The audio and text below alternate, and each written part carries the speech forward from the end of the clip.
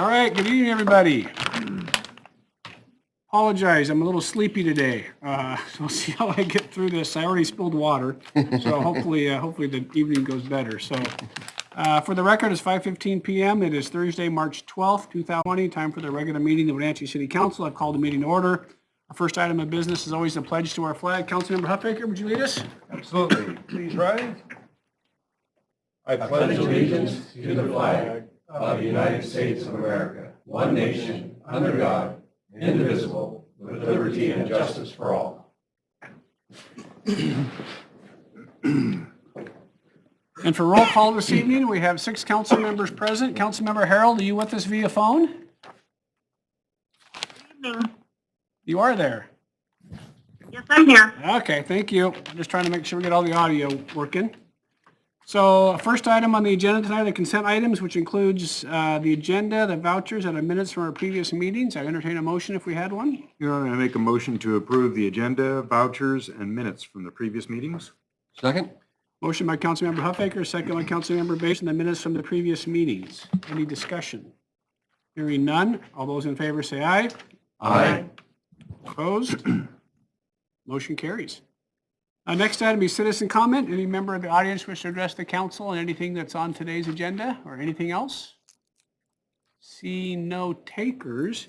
We do have a couple of presentations tonight. The first is regarding Red Cross Month proclamation, and as is usual, I will read this into the record because I never read anything into the record. So anyhow, it's my honor to do this. So for 139 years, the American Red Cross has provided comfort and support services to ease suffering before, during, and after emergencies in the United States and around the world. The American Red Cross provides shelter, care, and compassion in response to more than 60,000 disasters a year. It also supplies about 40% of our nation's blood products, teaches skills and lives, supports our military, veterans, and their families, and provides international humanitarian generous supporters who invest their time, talent, and resources to provide compassionate outreach and assistance to so many. Each year, the American Red Cross workers and trained volunteers respond to a wide range of emergencies, from natural disasters that destroy entire communities to home fires that displace individual families. In response to last year's devastating hurricanes, wildfires, storms, floods, and earthquakes, the American Red Cross and its partners opened and supported emergency shelters for more than 300 days.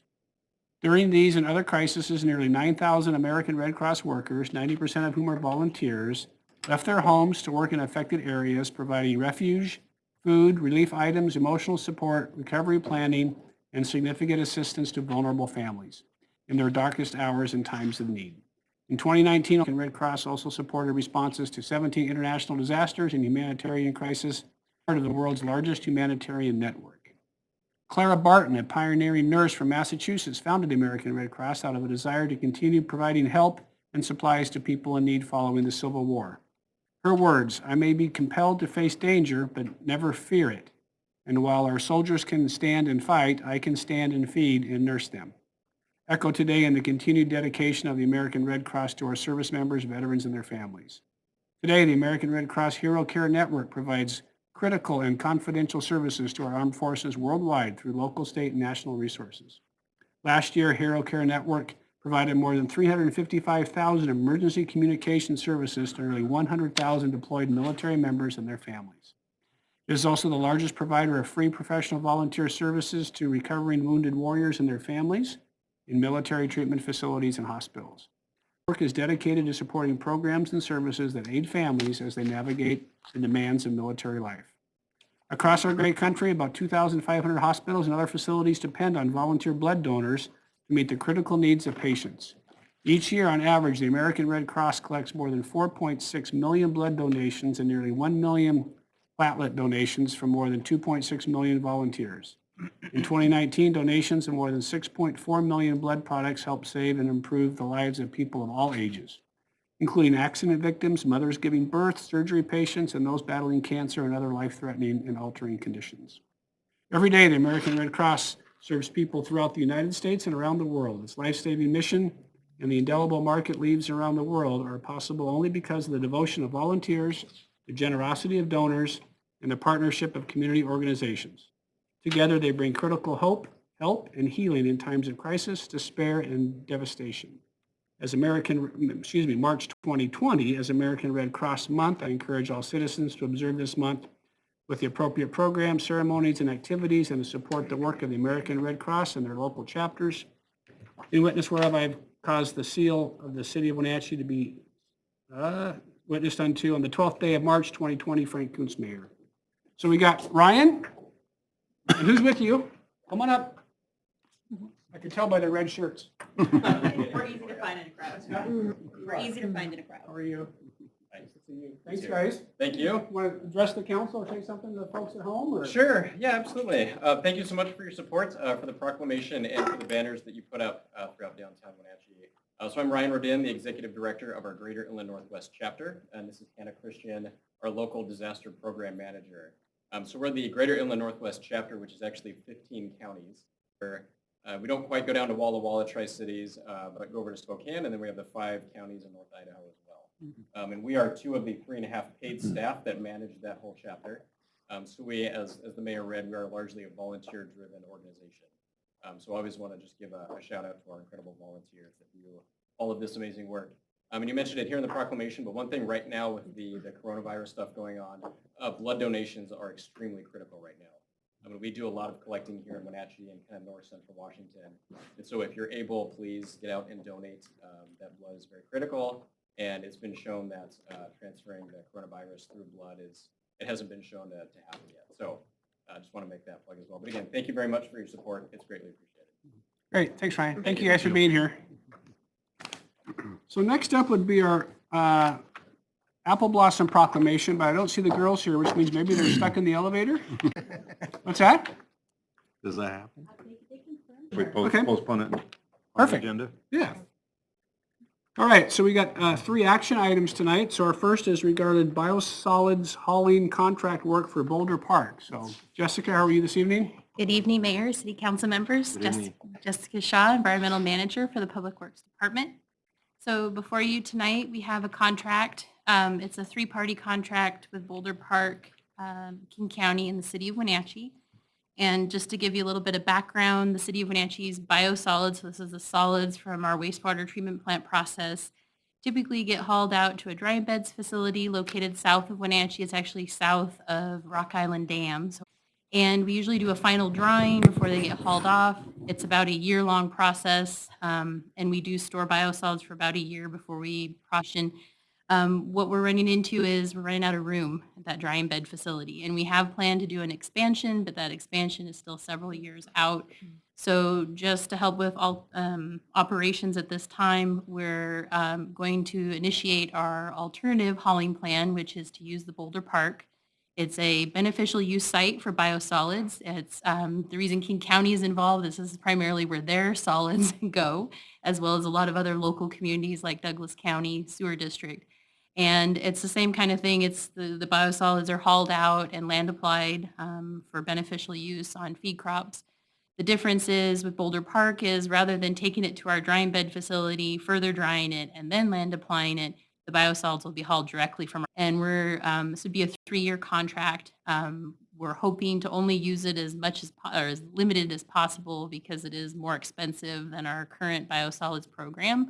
So, and it is, the way the contract is set up, we can start or stop at any time. We just have to let them know. And if a year goes by that we don't need to haul to Boulder Park, it's no cost. We just have this ready to go if we need it. And we will need it this spring, but we'll probably let you know during budget season what next year is going to look like once we have more time and see how things go.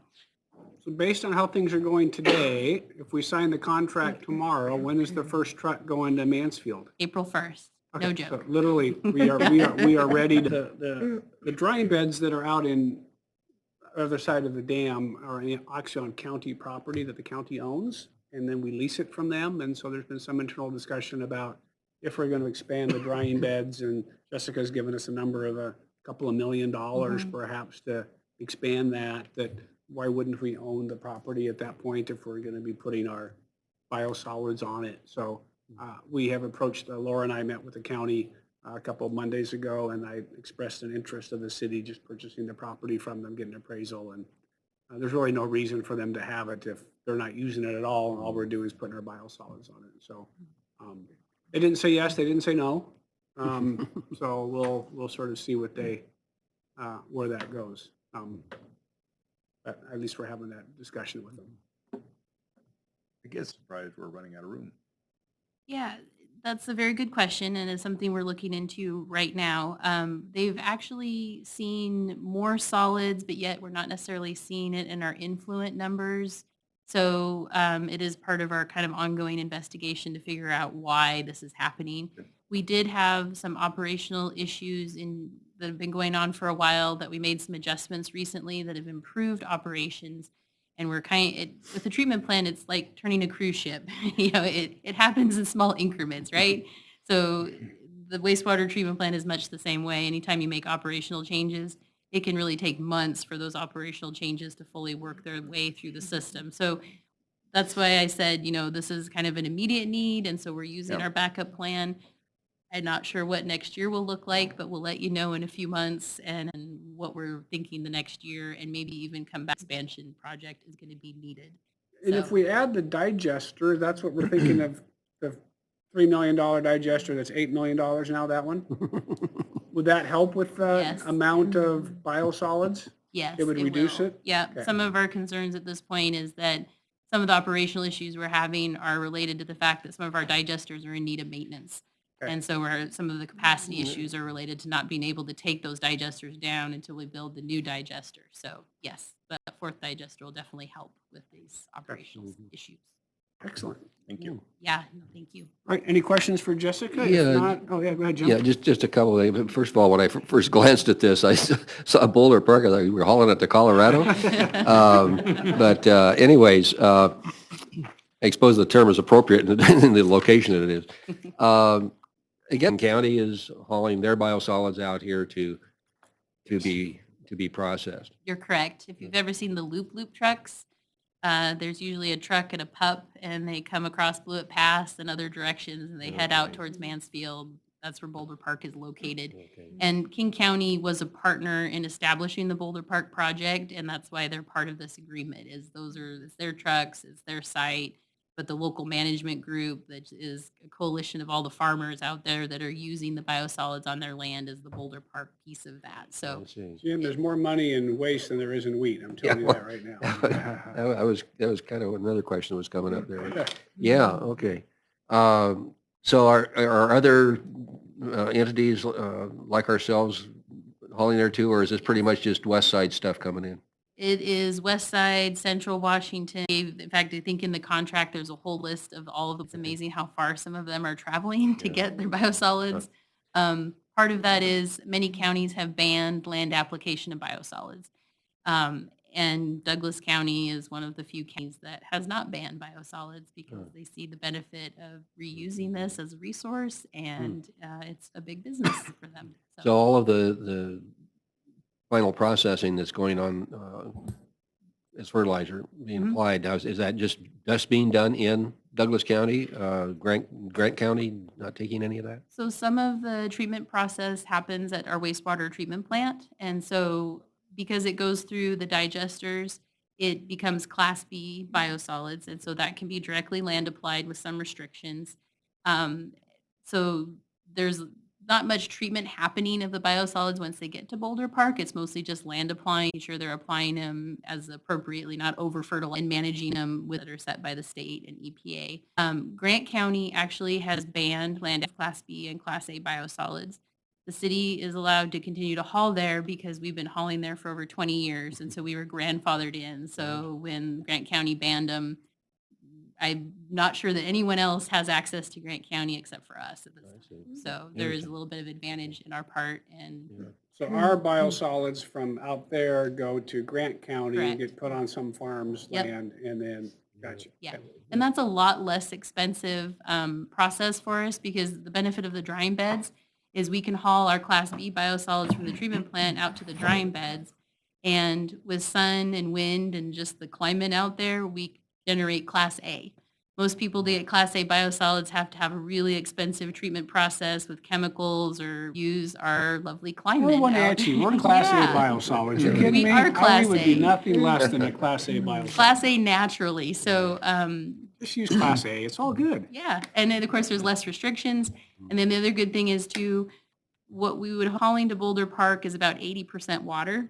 What we haul from our drying bed facility is only 10% water. So we pay a lot less in hauling costs when we haul the dry material out to Grant County. So And That's our most lastly, just, cost-effective. this is more, sorry, more No, you're curiosity good. than anything else, but now then the various farmers, do they then come to the Boulder Park area and pick it up there, or is it delivered? Somebody do the delivering, or how does that work? yeah, so. I mean, is that costing us anything to do delivering, or? It's all in the contract. Okay. So the contract includes everything from them picking up the biosolids from us and hauling them out to Boulder Park. And that is one of the nice things about this contract is we have very little to do except to open the gate for Open the door, them okay. and fill up the truck. So, See. And write them a check. and write them a check. Yeah, that's the most important part. Sure the payments. Don't forget that. Thank you. Yeah, you're welcome. Right. Any other questions for Jessica? If not, I would entertain a motion. Well, Your Honor, I'd make a motion that for the City Council to authorize the mayor to sign the contract for biosolids beneficial use services for the City of Wenatchee Public Works at the Boulder Park Project 2020. Second. Motion by Councilmember Bailey, second by Councilmember Kulas. To authorize the mayor's signature on the contract for biosolids beneficial use services for the City of Wenatchee Public Works at the Boulder Park Project 2020. Discussion? Hearing none. Although, Like a tour. might get some more questions, yeah.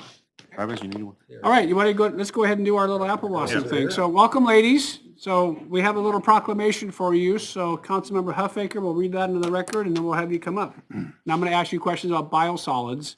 So make sure you understand what those are. Google them really quickly. So I have the honor of reading the Bloomin' Fun in 101 proclamation. Whereas the Wenatchee State Apple Blossom Festival has been a Wenatchee community tradition for 101 years, and whereas the Washington State Apple Blossom Festival is our premier family-oriented festival that showcases our people, community, heritage, and fruit industry, and whereas the Apple Blossom State and Community Celebration ambassadors of our community at local, state, and international celebrations, and whereas Tess Sparks has been selected as the 2020 Festival Queen, with Kaya St. John and Kelly Norland selected as the 2020 Festival Princesses. Now, therefore, I, Frank J. Coons, on behalf of the City of Wenatchee City Council, do hereby formally congratulate and bestow our appreciation to the 2020 Apple Blossom, appreciation to the 2020 Washington State Apple Blossom Festival Queen Tess Sparks and Princesses Kaya St. John and Kelly Norland. In witness whereof, I hereby set my hand and cause the seal of the City of Wenatchee to be affixed on this 12th day of March, 2020. Frank J. Coons, Mayor. How are you? How are you? Long time no see. It wasn't. They can have a song. Usually they sing. Come on up. We get a picture taken? Yes. Can you be in the middle? Can I do what? Be in the middle? Be in the middle. You want me in the middle? Okay. That way. Is that good? Okay. Okay. That's quite a phone you got, ready? 1, 2, 3. Uh-oh. I'm on. Just 3.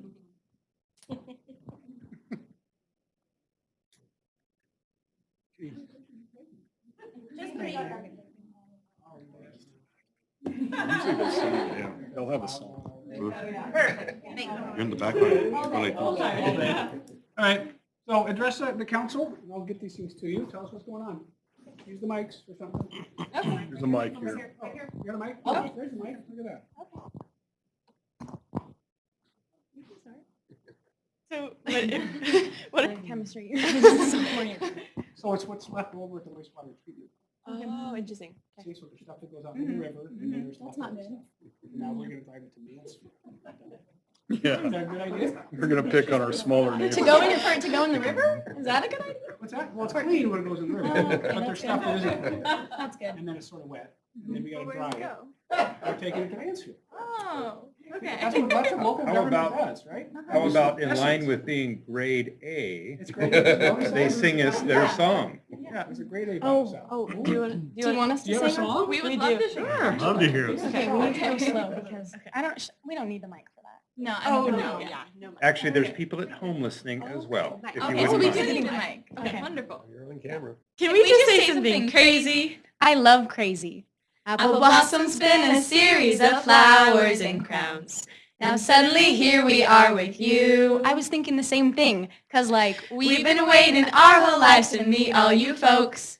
We love to hang with Americans and the city council. Apple blossom parades. We found our place, and it's nothing like we've ever known before. Apple blossom we adore. The festival we adore. This could be so much fun with you, with you, with you, with you. Come to our festival. You know it's crazy? what? We finish each other's. Crunch Pack apples. That's what we were gonna say. Wenatchee has the best in history. Jinx, jinx again. New America Credit Union sponsors our service club luncheons. The Grand Parade is the best to see. The festival we adore. This could be so much fun with you, with you, with you, with you. Come to our festival. Can we just say something crazy? Apple Blossom is the last week of April and the first weekend of May. Can I say something even crazier? That's 2 weeks of bloomin' fun in 101. Thank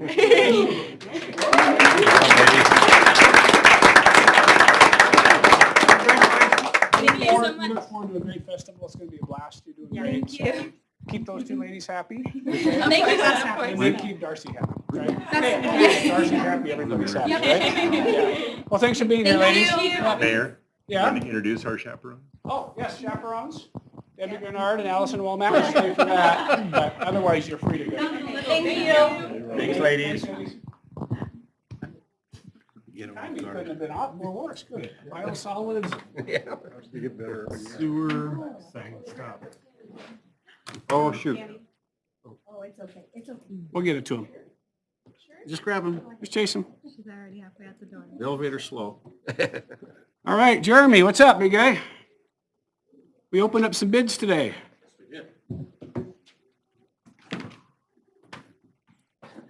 Good evening, Mayor Kuntz, council members. I'm here to talk about a project that is going to do some work to repair some problematic sewers. We identified last year several areas that were failing in terms of our sewer collections. We have, as part of the comprehensive plan that was adopted in 2016, set aside monies to pay for ongoing maintenance problems throughout the system. These two locations that are identified on your package, at 2nd and Chelan, as well as on Thurston between Mission and Wenatchee Avenue, have sewers that have collapsed. On the Thurston side, fortunately, we haven't had any major issues on the Second Street side, with the exception of a couple of subsidence issues in the roadway. Camera work has showed that those sewers are basically completely blocked. Everything is, fortunately, on Thurston is a small basin. Second Street is a larger basin, but the soils are accommodating, shall we say. And the project total budget of $400,000 represents worth of repair funds that are being used for a total of 3 projects. One of the projects was completed earlier this year. That was on Cleveland between Washington and King Street, right in front of the Episcopal Church. And we had experienced some actual backups into the basement of the assisted living facility across the street from the Episcopal Church. We addressed that. That took just under 20% or so of the monies that we had set aside. These 2 projects were anticipated to completely wipe out the remainder of that reserves. To that effect, we issued a bid package, and we got 5 bidders. We opened bids this morning, and we got some really good dollar values. Big range of dollar values, but suffice to say, it will be below our total allocation of $400,000 when we're done. Just to recap what you see in here, we've got ranges anywhere from the early night cracked, collapsed, in failing condition, that type of thing. We have been fortunate that we've only experienced a few backups. Other municipalities experience these on a regular basis. And that results in either sewer backups into properties or collapsing of existing roadways. So what we're looking at doing is completely replacing the section in Thurston, which includes a crossing of Wenatchee Avenue. So we're right in front of the bus station. We are going to end up shutting down that intersection during construction because there's really no way to get across it other than doing cumbersome. The contractor who was the low bid at that intersection and potentially done with the project before Apple Blossom. So when you say close the intersection, Wenatchee Avenue will stay open, just the Thurston. Nope, you're not going to be able to go south from Spokane. You'll be able to get to the local businesses. They will maintain access, but if you head south from Spokane, you're going to end up having to turn around. Okay. So we're crossing the entire intersection. But Wenatchee Avenue will be open, the avenue itself. So the sewer in Thurston crosses Wenatchee Avenue. It's collapsed the entire length across So it. there'll be a time period where Wenatchee Avenue is actually closed. Yes, Okay. yes. For how long? The specifications that we put together gave them as much as 15 working days to do it. I don't expect it to take that long. Speaking with the contractor, he thinks he can have it done within a couple. So when I get more of a concrete schedule, I'd be more than happy to share it with you. Thank you.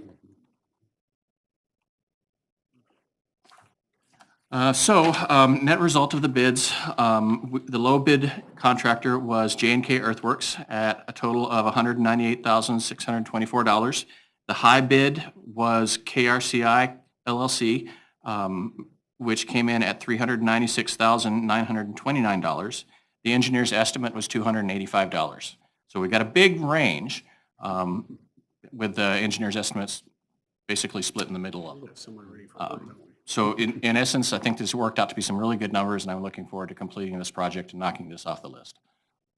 So would you again mention the low bidder and the lowest in the price? The low bidder was J&K Earthworks, and that was $198,064.44 after taxes. Thank you. So does that bid include them taking care of traffic control, diverting traffic around and flagging and whatever else is needed while the avenue is closed? Traffic control, barricades, flagging, detour signs, the whole thing. Yes.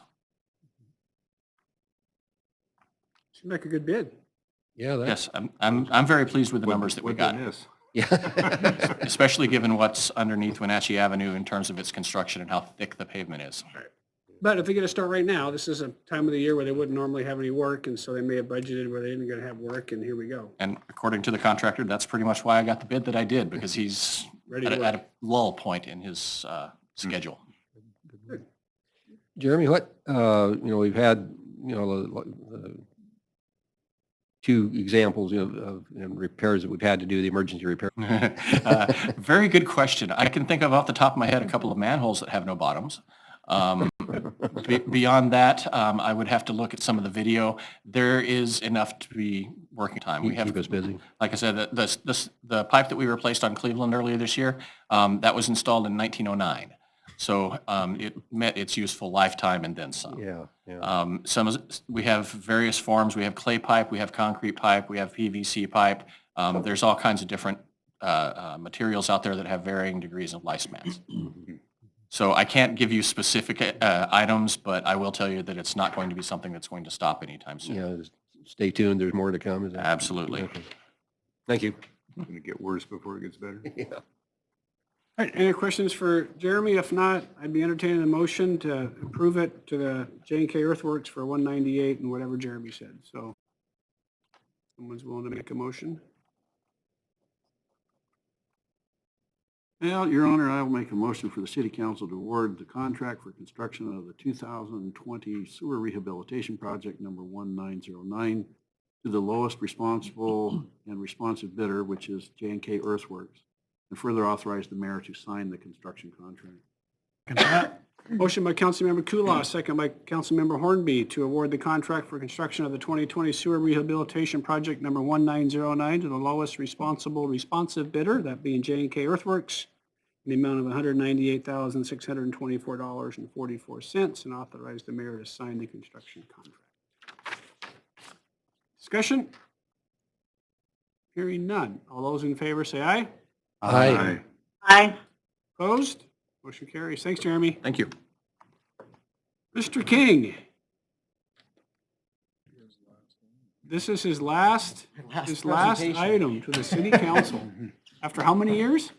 17, over 17. Maybe we should vote no, just because. Rob, you want to take this one? Well, good evening, Mayor and Council. This item is for, it's called a settlement agreement because in working with the Hilton Garden Hotel, we got to step back a few years. We started, that used to be our public works site for the audience, and we expanded the park around the public works site as we looked at leaving the site and redeveloping the property. And so we created more green space along the river. And in doing so, we made sure that the green space drained away from the river for our shoreline permit.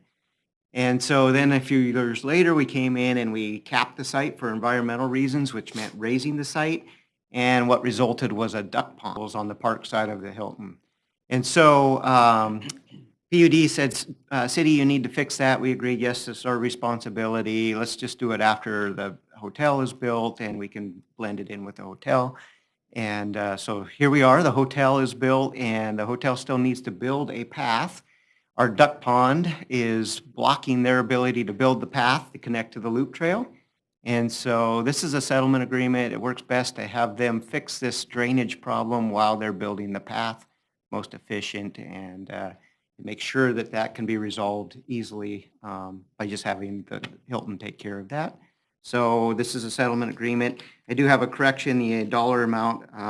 The dollar amount's $34,204.51. That was just a sales tax correction. 34,204. 34,204.51. Thank you. On the make this payment.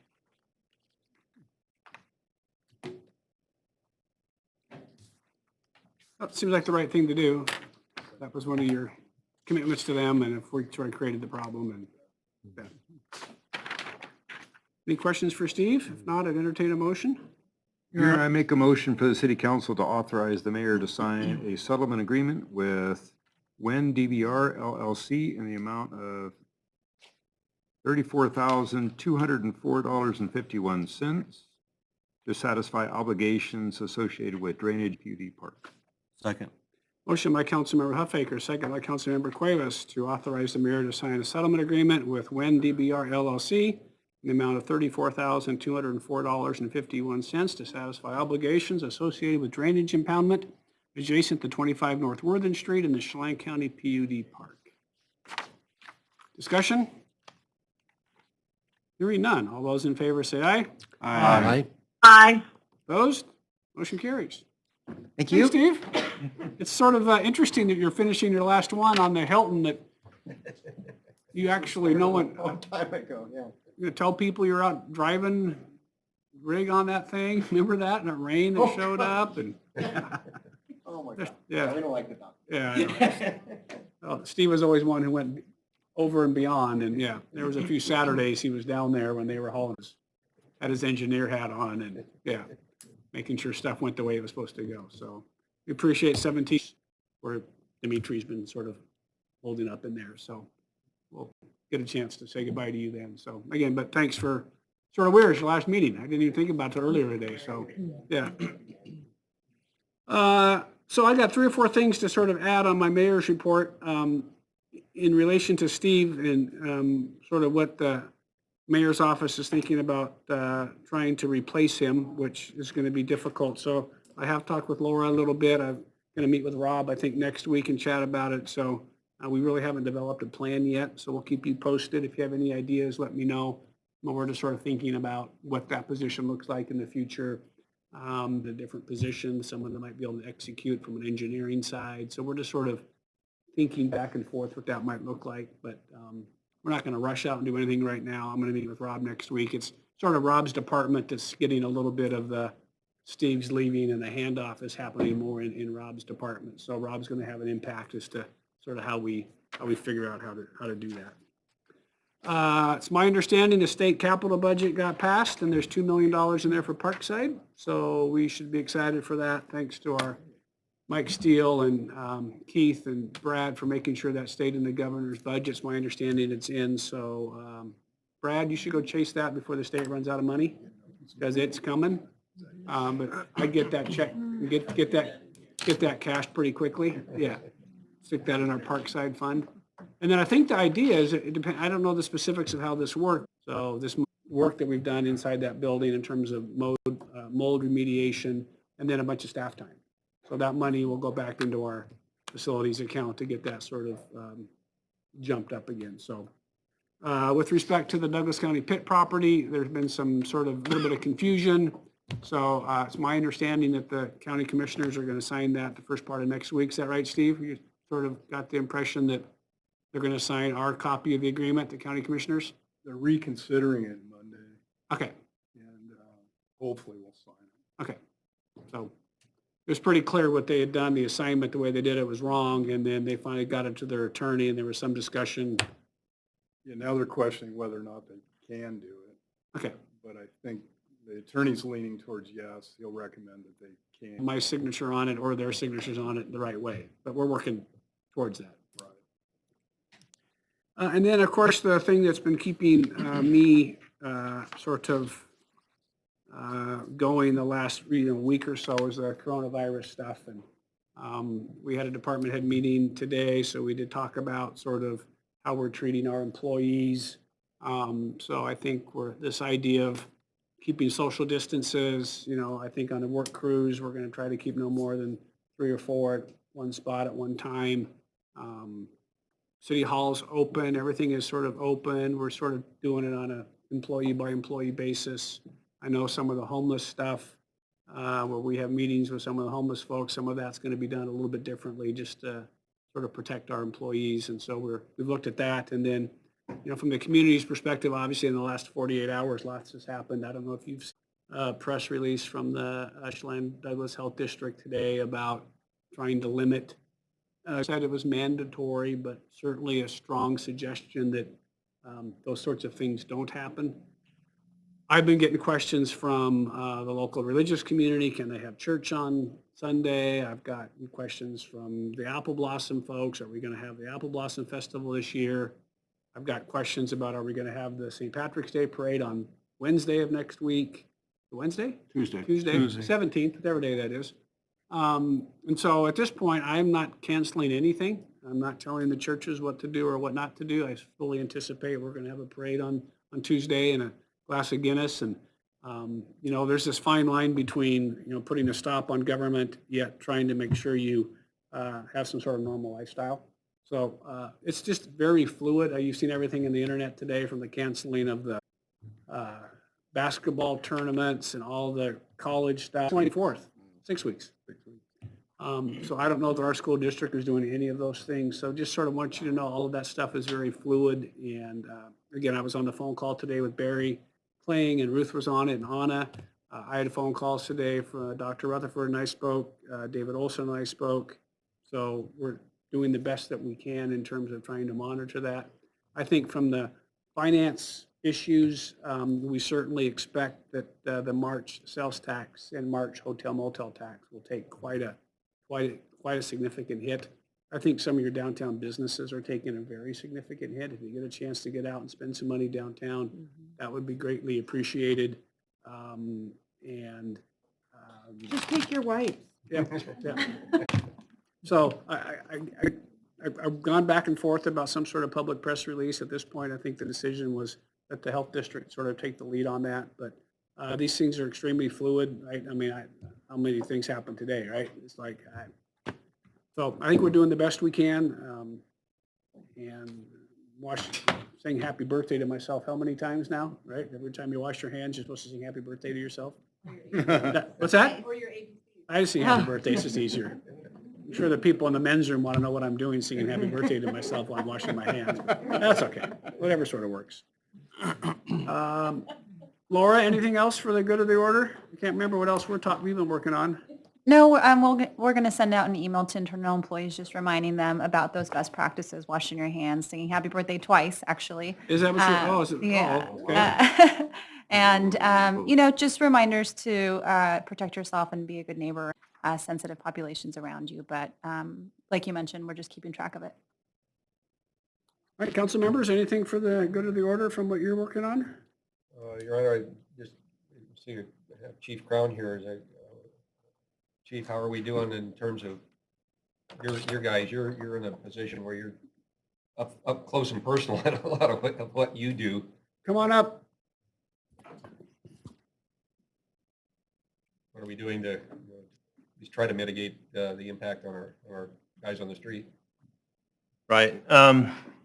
We're trying to remain consistent as in the law enforcement community. I've had discussions with both Sheriff Burnett and Sheriff Morris from Douglas County.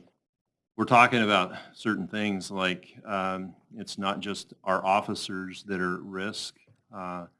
We fingerprint concealed weapons permits. We fingerprint people for school district employees, those that work in banks, and it's a paid fee. We don't make any money off of this service that we provide, but you can imagine you can't take fingerprints without being up close and personal.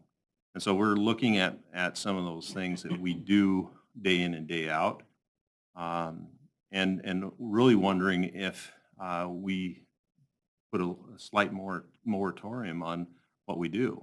We're looking at some of the processes. Obviously, we're well stocked in PPE.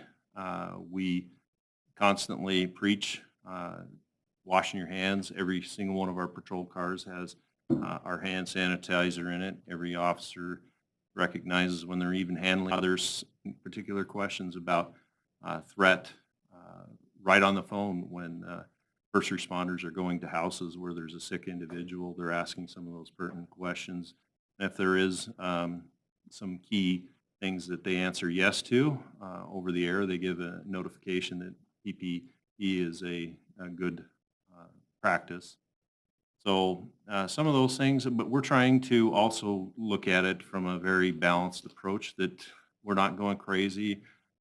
We're not, we have an essential function that we have to provide. It's some of those things that I think you really have to have a plan in place, which we do if we have an exposure in the city.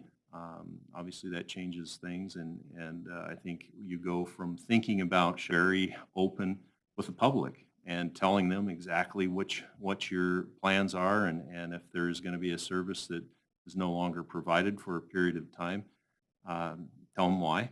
And there are other options out there that they could use. So we're a little bit in a holding pattern, actually. We don't want to go overboard, but we do want to be prepared if there is something that changes the game. Thank you. Yeah, you bet.